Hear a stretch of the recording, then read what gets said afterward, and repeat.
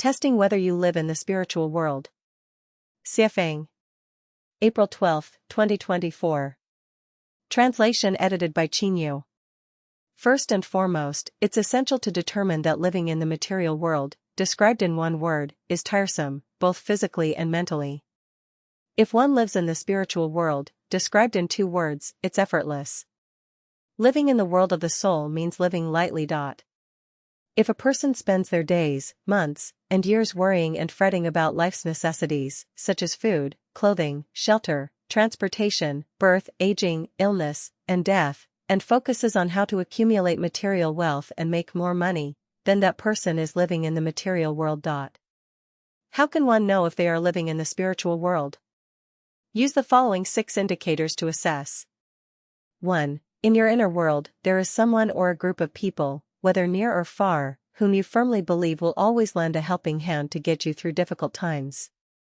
They will fulfill all your reasonable needs, even satisfying your sexual desires anytime and anywhere, so you always maintain vigor and vitality.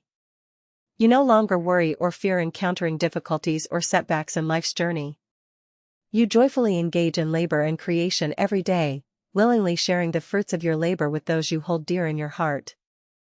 2. You deeply believe in certain truths. As you sow, so shall you reap. The cause and effect are perfectly matching. Divine punishments, though slow, are always sure, with big meshes yet letting nothing slip through. What you receive and what you give are always equal. The divine law exists forever, and Tao is just. Everything in the universe operates within Tao.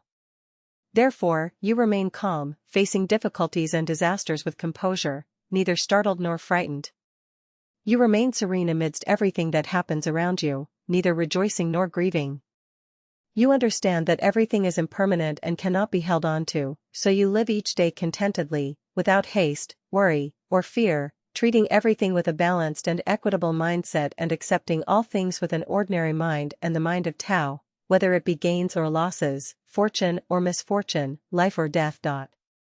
3. You finally understand that life is a journey of life in the human world, akin to a dream. Eventually, the dream will end, and upon awakening, you realize that everything in the dream was illusory. Therefore, you are no longer bound by anything in the present or reality. You are no longer burdened or troubled by houses, cars, money, parents, children, wives, husbands, and so forth, because everything you possess on life's journey is merely a fantasy of the dream, and you are always prepared to awaken from the dream to the celestial world. 4. Having seen through the mysteries of life, you realize that whether in ancient times or the present, whether among great figures, wealthy individuals, or leaders, or the vicissitudes of human history and the changes of dynasties, it's all just a farce. Even if a person lives to be 150 years old, it's just a fleeting illusion in the vastness of the cosmos. Therefore, life is but a play, and coming to the human world is merely for observation and amusement. Nothing and no one, whether family, friends, ethnic groups, nations, political parties, religions, etc., is worth sacrificing one's life for or racking one's brain and exhausting oneself with worry and distress over this. Consequently, you live freely, calmly, carefreely, and joyfully. 5. Understanding the mysteries of life, space, and time, you discover and become aware of the existence of several celestial worlds and heavens after death, such as the 1,000-year world, 10,000-year world, and the Elysium Islands continents. Thus, you set your sights on the journey to the celestial world, heaven, as the ultimate goal of your entire life's endeavor. You no longer overly concern yourself with earthly affairs, nor do you worry about or miss anything, or anyone related to you in the human world. As for material enjoyments, such as houses, cars, money, status, glory, and fame, none of these exist in your Dharma eyes. People's opinions, comments, and discussions, etc., about you are merely fleeting winds passing through the bamboo grove or geese crossing the cold pond. Your sole focus is on preparing your body, mind, spirit, and laboring creation for the journey to the celestial world, which is meant by devotion to the celestial islands. 6. You have steadfast faith in the greatest Creator.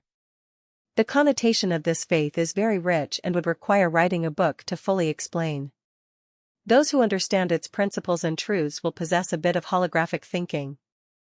With a bit of holographic thinking, one can not only travel freely in the spiritual world but also roam boundlessly in the infinite and endless world of the soul. If you feel or already possess any of the above 6 items, without a doubt, you have freed yourself from the shackles of the material world and are living in the spiritual world.